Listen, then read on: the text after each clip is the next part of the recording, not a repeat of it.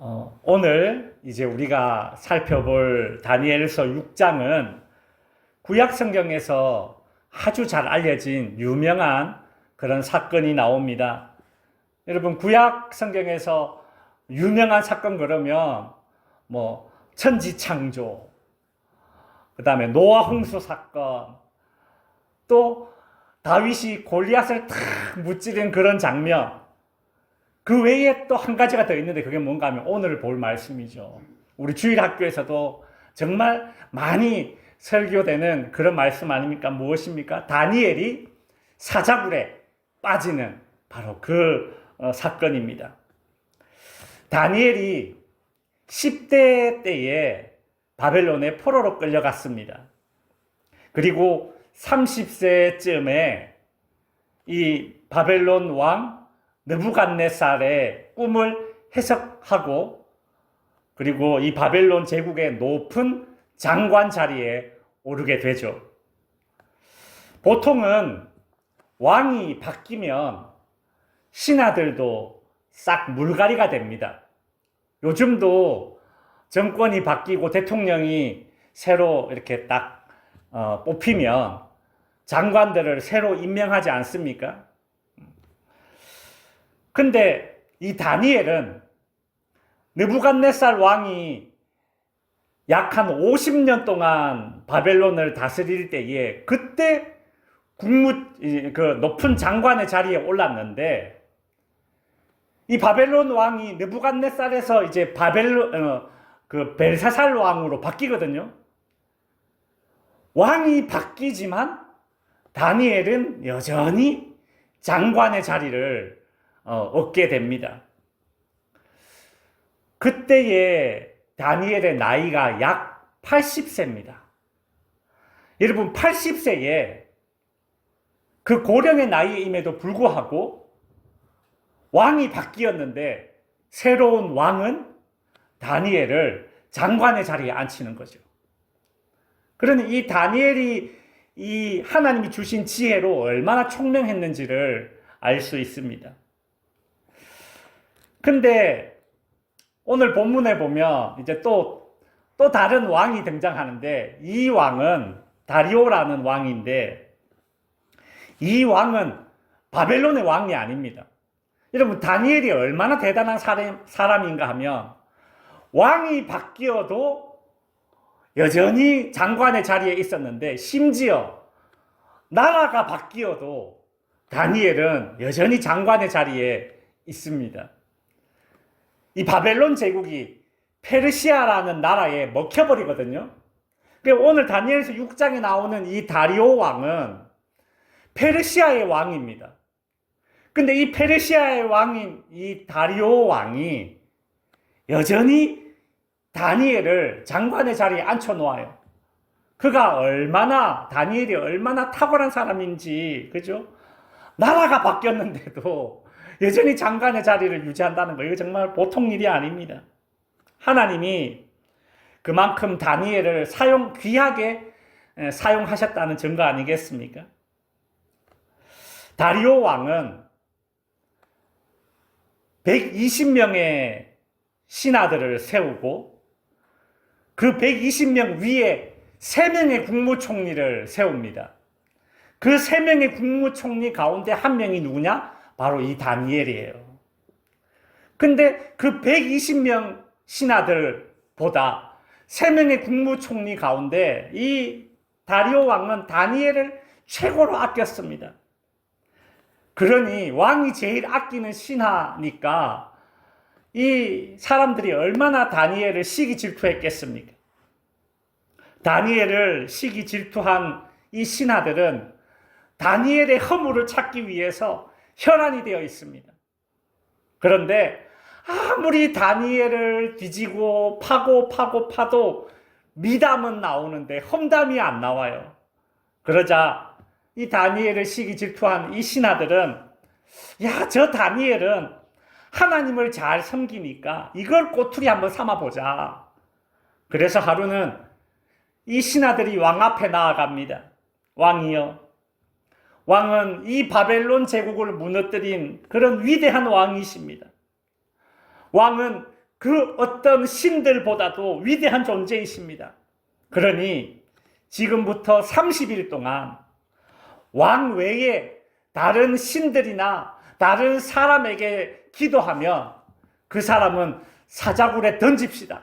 왕이 제일 위대한, 신보다 위대한 왕이시니까 왕 외에 다른 신이나 사람에게 절하면 왕을 위대한 왕으로 인정하는 것이 아닙니다. 그러니 그런 사람은 사자굴에 던집시다. 우리가 그런 법을 만듭시다. 이렇게 막 이야기를 했습니다. 근데 이 다리오 왕이 자기를 그렇게 막 이렇게 인정해주고 높여주니까 그 아첨에 어깨가 어쓱해가지고 그만 그 조서를 이렇게 왕의 도장을 쾅 찍어버립니다. 왕의 도장이 찍히면 이제 왕조차도 어길 수 없는 그런 법이 이제 만들어진 겁니다. 30일 동안 왕 외에 다른 신이나 다른 사람에게 절을 하거나 기도하면 그 사람은 사자굴에 던져진다. 이제 그 법이 선포되었어요. 그때부터 이 신하들은 다니엘을 염탐하기 시작합니다. 다니엘은 왕 외에 다른 신에게 기도하면 사자굴에 던져진다라는 이 왕의 명령이 내려진 줄 다 알지만 그럼에도 불구하고 평소에 하던 대로 방 창문을 모두 다 열고 자신의 고국 예루살렘을 그 방향을 향해서 하나님께 하루 3번 무릎 꿇고 기도를 했습니다. 이 모습을 본 신하들은 왕에게 쪼로로 달려가가지고 다니엘이 왕의 명령을 어기고 다른 신에게 기도를 하고 있습니다. 다니엘을 사자굴에 던져야 합니다. 이제 그렇게 주장을 하죠.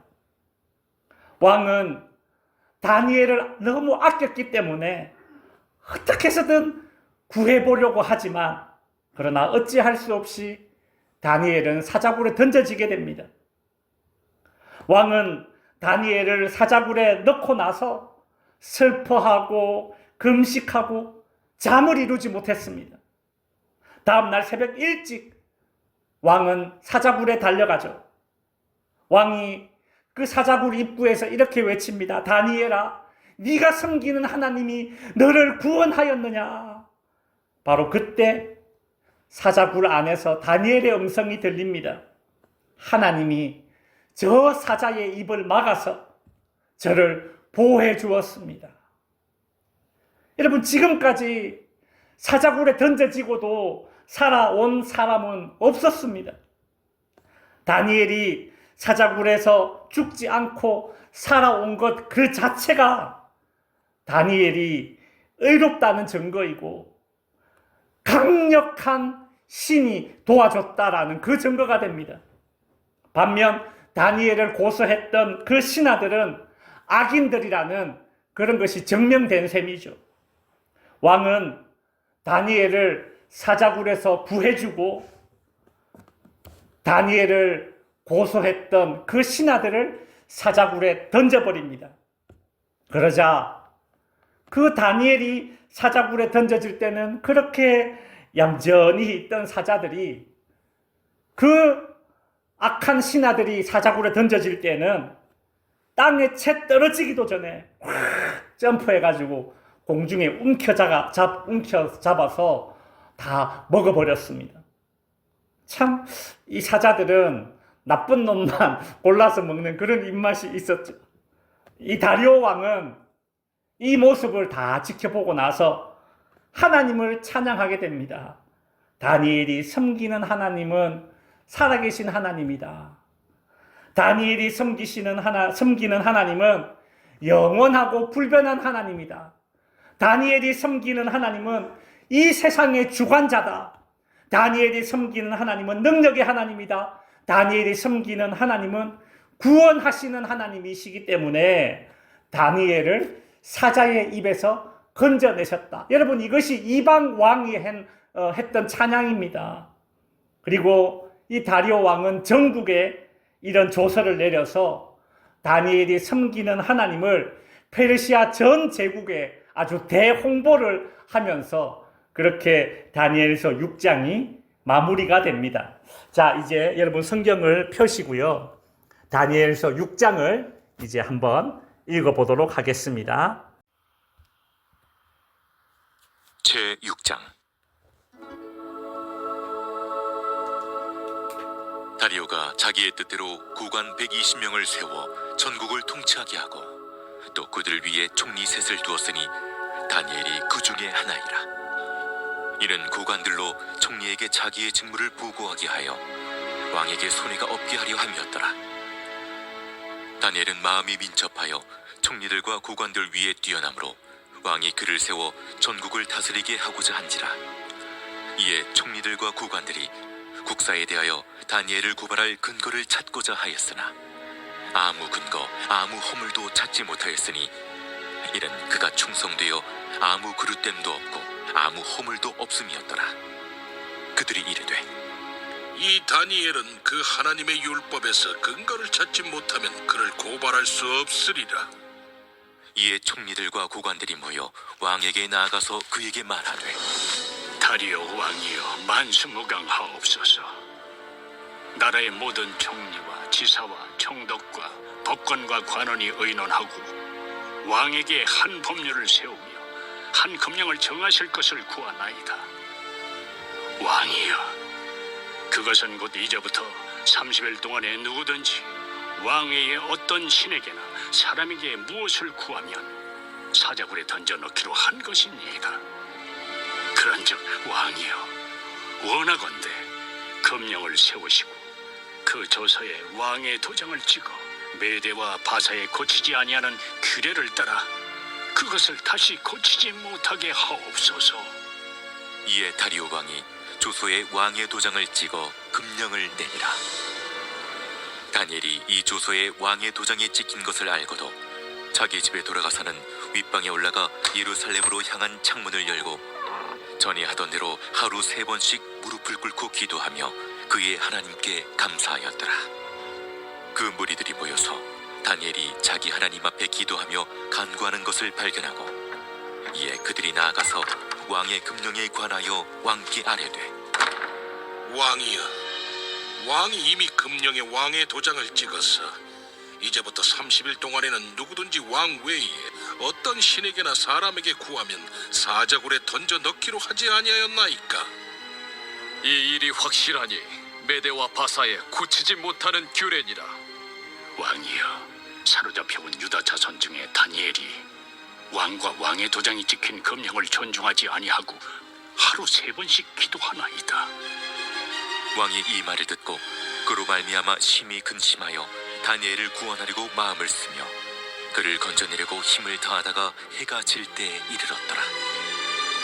그 무리들이 또 모여 왕에게로 나와서 왕께 말하되 왕이여, 메대와 바사의 규례를 아시거니와 왕께서 세우신 금령과 법도는 고치지 못할 것이니이다.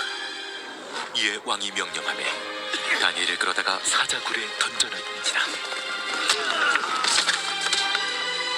왕이 다니엘에게 이르되 내가 항상 섬기는 너의 하나님이 너를 구원하시리라. 이에 돌을 굴려다가 굴 어기를 막음에 왕이 그의 도장과 귀족들의 도장으로 봉하였으니 이는 다니엘에 대한 조치를 고치지 못하게 하려 함이었더라. 왕이 궁에 돌아가서는 밤이 새도록 금식하고 그 앞에 오락을 그치고 잠자기를 마다하니라. 이튿날에 왕이 새벽에 일어나 급히 사자굴로 가서 다니엘이 든 굴에 가까이 이르러서 슬피 소리질러 다니엘에게 묻되 살아계시는 하나님의 종 다니엘아, 내가 항상 섬기는 내 하나님이 사자들에게서 능히 너를 구원하셨느냐? 다니엘이 왕에게 아뢰되 왕이여, 원하건대 왕은 만수무강하옵소서. 나의 하나님이 이미 그의 천사를 보내어 사자들의 입을 봉하셨으므로 사자들이 나를 상해하지 못하였사오니 이는 나의 무죄함이 그 앞에 명백함이오며 또 왕이여, 나는 왕에게도 해를 끼치지 아니하였나이다. 왕이 심히 기뻐서 명하여 다니엘을 굴에서 올리라 하매 그들이 다니엘을 굴에서 올린즉 그의 몸이 조금도 상하지 아니하였으니 이는 그가 자기의 하나님을 믿음이었더라. 왕이 말하여 다니엘을 참수한 사람들을 끌어오게 하고 그들을 그들의 처자들과 함께 사자굴에 던져넣게 하였더니 그들이 불바닥에 닿기도 전에 사자들이 곧 그들을 움켜서 그 뼈까지도 부숴들였더라. 이에 다리오 왕이 온 땅에 있는 모든 백성과 나라들과 언어가 다른 모든 사람들에게 조서를 내려 이르되 원하건대 너희에게 큰 평강이 있을지어다. 내가 이제 조서를 내리노라. 내 나라 관할 아래에 있는 사람들은 다 다니엘의 하나님 앞에서 떨며 두려워할지니 그는 살아계시는 하나님이시요 영원히 변하지 않으실 이시며 그의 나라는 멸망하지 아니할 것이요 그의 권세는 무궁할 것이며 그는 구원도 하시며 건져내기도 하시며 하늘에서든지 땅에서든지 이적과 기사를 행하시는 이로써 다니엘을 구원하여 사자의 입에서 벗어나게 하셨음이라. 이 다니엘이 다리오 왕의 시대와 바사 사람 고레스 왕의 시대에 형통하였더라.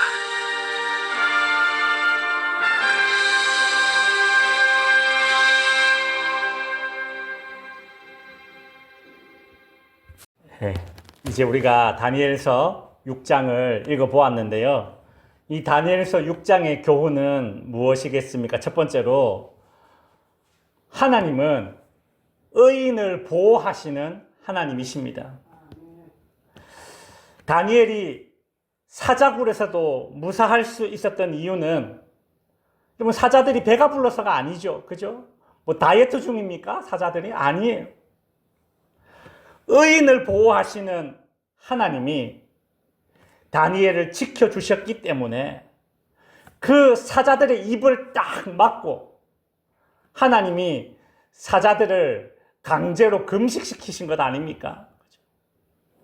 하나님은 사자가 그 맹수의 본능을 거스르고 금식하도록 만들어서 참 이런 기가 막힌 방법으로 의인 다니엘을 지켜주셨습니다. 다니엘이 들어갔던 사자굴, 여러분 한번 상상해 보십시오. 누구든지 사자굴에 던져지는 그런 상황에 처해지면 야, 이런 사자굴 안에는 하나님이 없을 거야. 하나님도 어찌할 수 없을 거야. 여러분 그런 생각이 들지 않겠습니까? 다니엘이 사자굴에 던져지듯이 우리 또한 인생 가운데 참 사자굴에 던져짐 같은 그런 기가 막힌 상황에 노출될 때가 있습니다.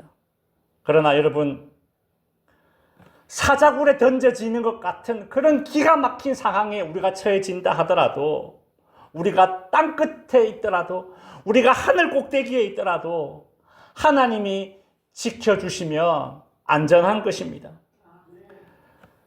이 이방인 다리오 왕이 바로 그 모습을 보았습니다. 세상에 그 어떤 사람도 사자굴에 던져지고서 살아남은 사람은 없는데 이 다니엘은 살아남았단 말이죠.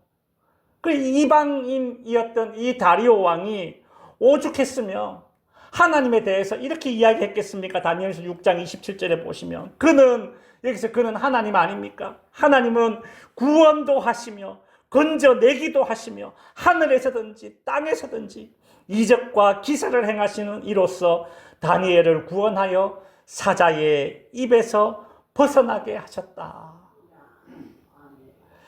저는 오래전에 저희 집 애들이 아주 어렸을 때, 4살, 5살 이럴 때요. 저희 집에 애기들이 보는 그림 성경책이 있었습니다. 근데, 그때 이제 그림 성경책 이래 보면 다니엘 이야기가 나오는데, 이 다니엘이 사자굴에 던져진 그 장면이 이제 애들 그림책으로 이렇게 있어요. 근데 4살, 5살쯤 되는 그런 어린 애기들이 보는 그 성경 그림책에는 이 다니엘이 사자굴에 딱 던져졌는데 그날 밤에 다니엘이 사자들 틈에서 이렇게 푹 쌓여서 이렇게 다니엘이 쿨쿨 자고 있는 그런 장면이 이제 그림 성경책에 이렇게 그려져 있더라고요. 근데 이 다니엘이 사자를 이렇게 베고 잠을 자요. 그 그림책에 보면. 그래서 마치 그 큰 쿠션 있잖아요. 그 큰 쿠션에 기대어서 막 편안하게 잠자듯이 이 다니엘이 사자를 베고 잠자고 있는 그런 성경 그림책을, 애들이 보는 성경책을 제가 이렇게 보면서 참 그때 참 큰 은혜를 받았습니다. 그래. 하나님이 지켜주시면 저 사나운 사자도 쿠션이 되는구나. 하나님이 지켜주시면 그 어떤 사나운 상황도 안전할 수 있구나. 반대로 하나님이 지켜주시지 않으면 편안한 쿠션도 나에게 사자가 되는 것입니다. 아무리 내가 편안하다, 부족함이 없다, 나는 안전하다 그리 생각을 해도 하나님이 함께 해주시지 않고 하나님이 지켜주시지 않으면 아무것도 아닙니다. 여러분 누가복음 12장에 왜 어리석은 부자 이야기가 나오지 않습니까? 그 부자가 농사 지었는데 대풍년이에요. 그래서 창고에 다 넣을 수도 없어요. 그 창고를 새로 짓고 크게 짓고 그 창고에 곡식을 가득 채워놓고 야, 내 영혼아 이제 편안히 먹고 쉬자. 근데 어떻게 되었습니까? 하나님이 그날 밤에 그 부자의 영혼을 싹 걷어가시니까 아무것도 아니지 않습니까? 하나님이 지켜주셔야 샬롬입니다. 하나님은 의인을 지켜주시는 분입니다. 다니엘서 6장의 교훈 두 번째는 무엇인가 하면 한번 읽어보시죠. 시작. 일상의 영성을 가져라. 일상의 영성을 가지는 것이 중요합니다. 여러분 다니엘은 왕 외에 다른 신에게 기도하는 자는 사자굴에 던져진다라는 왕의 명령이 내려진 줄 알고서도 하나님께 기도했습니다. 다니엘서 6장 10절에 보면 이렇게 기록되어져 있어요. 다니엘이 이 조서에 왕의 도장이 찍힌 것을 알고도 예루살렘으로 향한 창문을 열고 어떻게 해요? 전에 하던 대로 하루 3번씩 무릎 꿇고 기도하며 그의 하나님께 감사하였다. 여러분 저는 이 10절 가운데 요 노란색 글씨 있죠.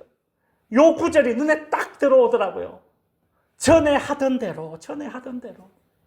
즉 늘 하던 대로 다니엘은 기도하였다. 그리 기록하고 있지 않습니까? 여러분 이 다니엘이 10대 때에 어릴 때에 처음 바벨론 왕궁에 붙잡혀 왔을 때 우리 기억나시죠? 그때 포로로 끌려온 다른 유대인들은 우상 숭배하면서 바쳐진 그 술과 고기를 먹었습니다. 그런데 다니엘과 그의 세 친구들은 이것을 거부했습니다. 이스라엘에 있든지 간에 바벨론에 있든지 간에 다니엘은 전에 하던 대로 늘 하던 대로 하나님을 섬기는 그런 일상의 영성을 지녔던 사람입니다. 여러분 늘 하던 대로 전에 하던 대로 즉 일상의 영성이 있어야지만 위기의 순간에 급박한 순간에 기도할 수 있는 사람이 됩니다.